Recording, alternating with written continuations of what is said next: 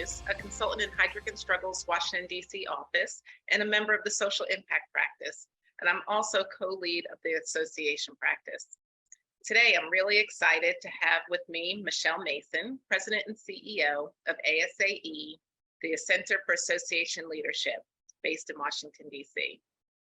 Prior to ASAE, Michelle was President and CEO of Association Forum in Chicago and Managing Director of Strategy and Innovation at American Society for Quality, just to name a few of her roles.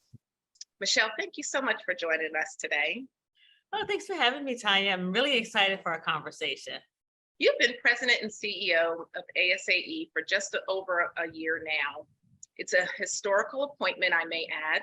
It's the first full-time female and African-American President and CEO. What leadership capabilities have helped you thrive in association management? That's a great question, Tonya. And I would say that leadership capabilities are, they evolve, right? You shared my background, where I've worked in the past, and what led me to where I am today. So I think that I consider myself always to be a work in progress.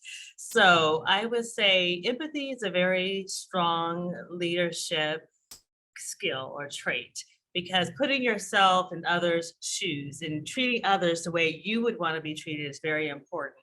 But I also, as you shared, have had a few jobs in this sector. And so resiliency is important, being able to adapt to change. That's so important now more than ever before, because as we emerge from the pandemic, there's just so much we don't know. So being a perpetual student, being able to adjust to the changing market dynamics, very important. But I would also say, because ASAE is a member-driven organization, really is a partnership with staff, being a good listener, understanding voice of the member, meeting members where they are, and having that ability to adjust, again, the adaptability, the resiliency to respond to what you're hearing is extremely important.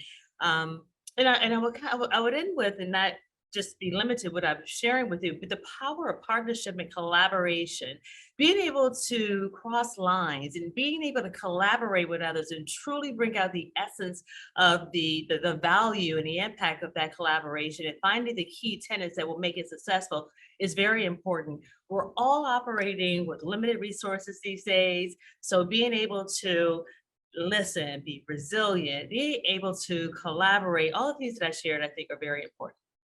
Great. Thank you so much for sharing that. As I know, as having conversations with clients, those same skill sets are exactly what they're looking for in their talent these days. For those of you who do know how passionate you are about diversity, equity, and inclusion. What have you seen as being most effective at improving progress on DE&I throughout your career?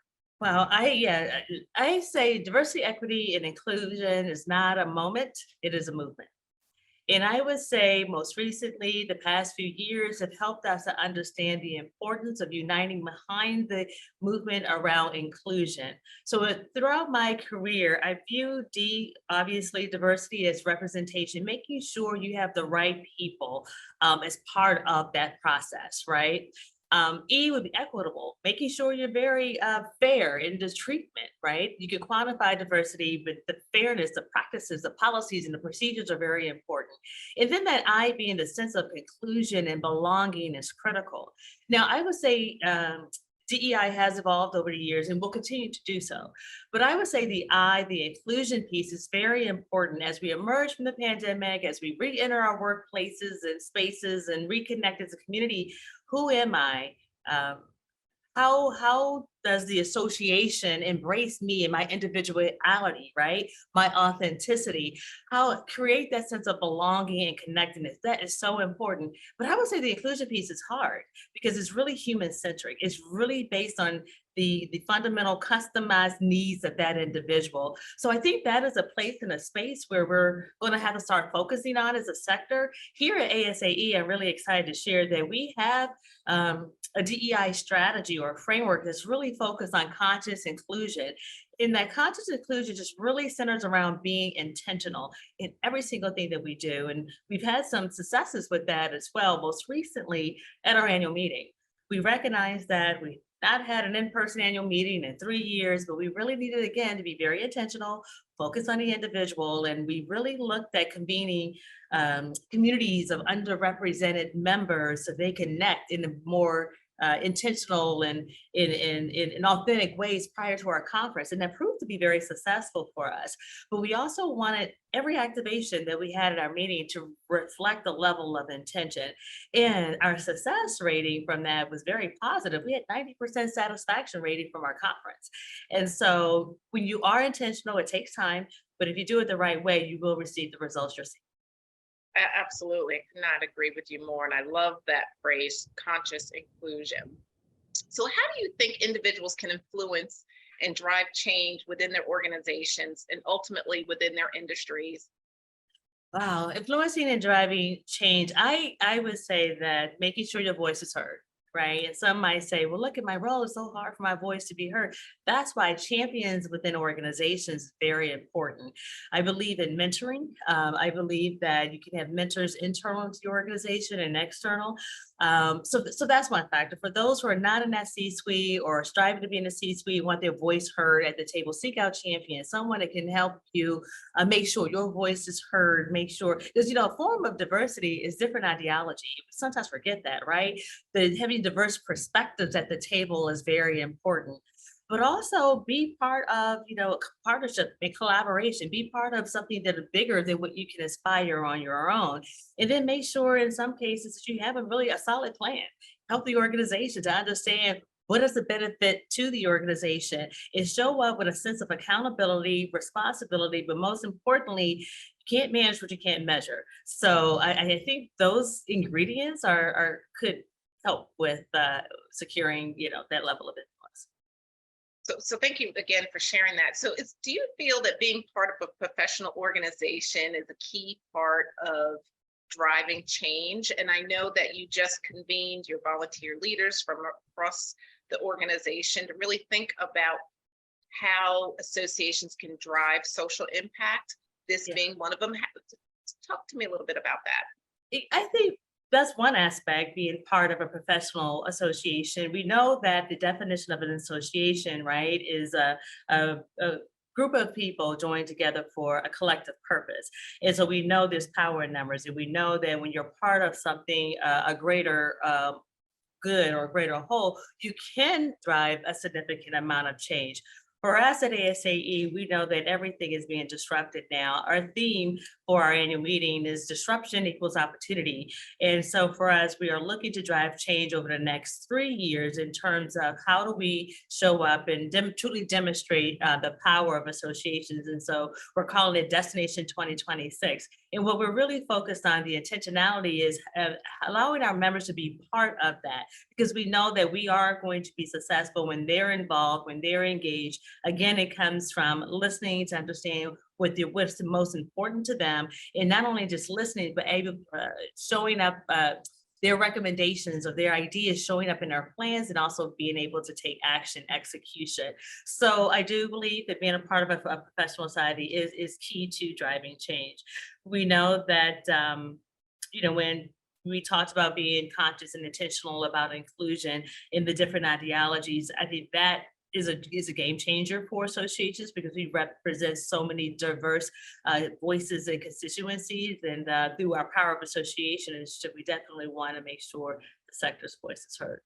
So Heidrick Struggles recently released a new DE&I study entitled Employee at the Center, which shows that executives in 8 countries around the world put employees at the center of why DE&I matters and how it contributes to business success ahead of customers, external stakeholders, or anything else. So from your perspective, what is your reaction to this? Well, I think the survey definitely resonates with me. I think the focusing on the employee at the center is very important these days. But we know there's a war on talent, and the talent has won. And so being able to retain the top talent that you're seeking to have within your organization is important. But it's really about showing up where they are, as I mentioned that with the member, and understanding what their needs are. And as leaders, we know that when we talk about resiliency in leadership, we need to adjust our leadership styles to be more empathetic, right? To be able to hear what they're not saying. And I think that's important because we're living in this time where mental health is a prevalent issue. We would talk about mental health, quietly, right? But now it should be a part of every organization's culture strategy. So in putting that employee at the center is important. Having the programs and the trainings and such in place to be able to support that employee is important. Also, being able to support the employee's growth and development in the organization. In some cases, you might say, well, it is about compensation, but in some cases, it's really not. It's about grow me as an individual. So what does that look like? Is it through getting your CAE, or is it through micro-credentialing or supporting the employee's success in a different way? We cannot apply a one-size-fits-all to the employees' needs these days because we really know that they have choices. And so we really need to listen to them, understand what their needs are, most importantly, show up and demonstrate that we truly care about them. There was a study, and I can't remember the organization that produced it, but when we think about diversity, women in leadership, we have these more nurturing type of characteristics, right? And that's why we're such great leaders, right, Tonya? Because we put the employee at the center and we understand fundamentally what those needs are and being able to develop strong work cultures. So are you seeing businesses and industries engaging current employees differently than they did previously or pre-COVID? Oh, I would say so. I would say this hybrid work environment has forced us to engage in a very different way.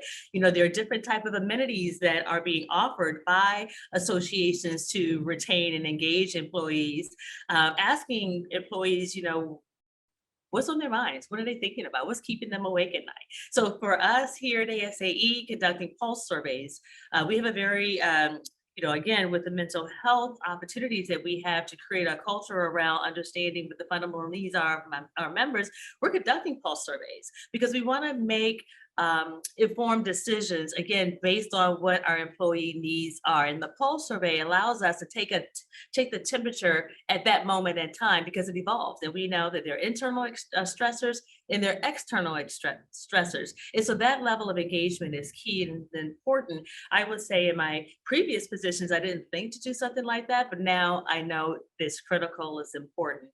ASAE will be embarking upon reimagining is physical workspace. Our lease expires in 2026, and we recognize that this is an important time for us to deploy a more modern workplace strategy.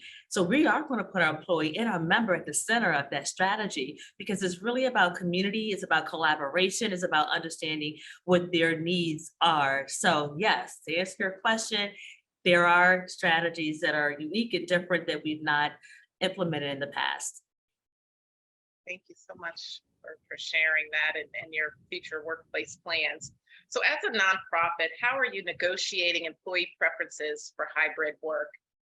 And how are you advising your members on this? So a little bit about what you just talked about, but how are you engaging your membership base on this topic? We engage our members through two areas, right? Content and community. We make sure our members have the appropriate tools and the resources to make the decisions that are most effective for their organizations. Again, it's not one size fits all these days, right? We're a remote work, we're hybrid workspace. I mean, it's just a variety of solutions, right? To demonstrate this whole workplace of the future. And so that's what we do. We provide the content to help members make those business decisions. And then we also provide community. We assemble members to have conversations, to share best practices and what they're doing within their physical workspace. For us, ASAE, we're 2 days in the office and team members can select the 2 days, but it's really important for us to have that policy in place because we really believe that when you're interacting in person that you can achieve different unique outcomes, and it also really helps to establish the culture of the organization. Michelle, I just want to thank you so much for your time today. Just want to thank you for your thoughtfulness and thank you for all that you are doing to bring the association community together and really drive impact moving forward. So thank you so much. Well, thank you, Tonya. Really keep up the good work. Really appreciate you and all the work that you're doing as well. Thank you.